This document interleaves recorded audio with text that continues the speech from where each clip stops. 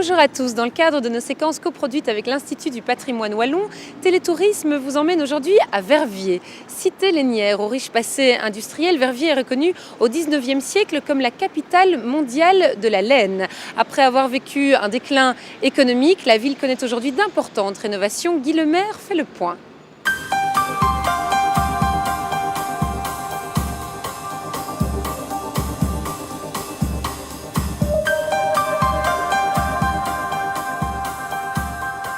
Bienvenue à Verviers, c'est là que nous avons choisi de marquer l'arrêt cette semaine dans le cadre de cette émission tout entière consacrée à l'IPW, l'Institut du patrimoine wallon. Alors Verviers, une ville qui est en train de se redessiner mais qui ne le fait pas en dépit, je dirais, de son passé, notamment de son passé architectural qui est parfois dans un état relativement précaire, comme vous pouvez le constater en voyant cette maison du prince et son annexe maison du prince, parce qu'elle était destinée à accueillir lors de ses séjours dans la ville qui n'était pas encore tout à fait textile, le prince-évêque de Liège, dont Verviers était une des bonnes villes.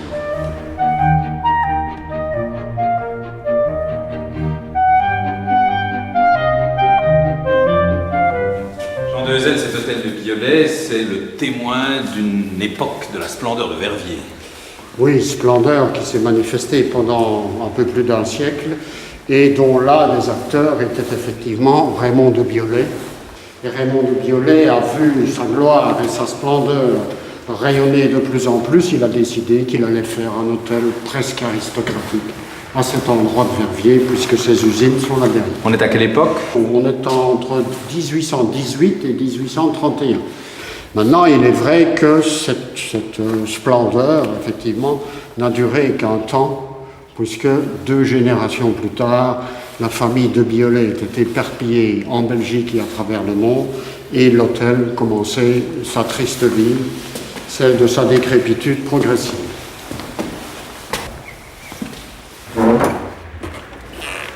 Alors cet hôtel de Biolay, il a pratiquement l'âge de l'État belge, il est classé depuis 1973, il est propriété de la Fondation Roi-Baudouin et il est en situation de quoi pour le moment? De sauvegarde ou comment appelez-vous ça? Oui, disons que l'Institut du patrimoine wallon s'est vu attribuer la restauration, le travail, la préparation de la restauration du bâtiment bien sûr, puisqu'il a figuré sur la liste de l'Institut depuis déjà 2 ans.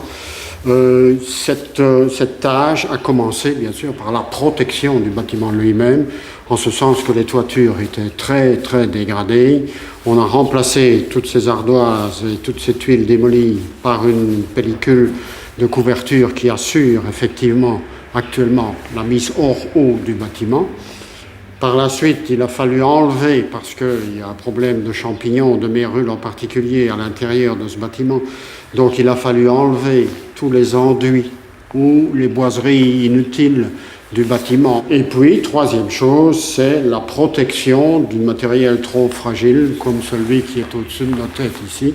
Là-bas se trouve, sous ce plastique bleu, se trouve une rosace qu'on a protégée en la fixant, en la solidarisant avec le plafond. Et alors ici, au premier étage, c'était essentiellement des pièces de réception, d'apparat?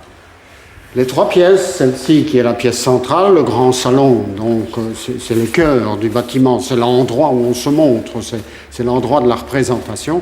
Donc le grand salon est en fait aussi le plus décoré du bâtiment. Il y a des stucs partout. On a même été jusqu'à des petits panneaux romantiques dans le haut des portes. Le plafond, il y a des oculis, il y a des sequins, il y a de tout sur ces murs. Et en quoi va consister cette restauration d'abord et la réaffectation ensuite?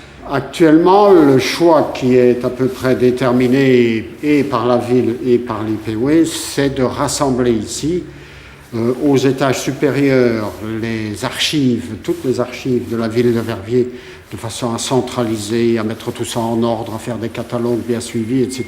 Donc, et surtout les mettre dans un endroit sain, ce qu'elles ne vivent pas encore pour le moment. Et puis là, le deuxième aspect, c'est que les 2 musées de Verviers, celui d'archéologie et le musée Rognier, musée des Beaux-Arts, vont se centraliser dans les pièces importantes du premier étage et du rez-de-chaussée.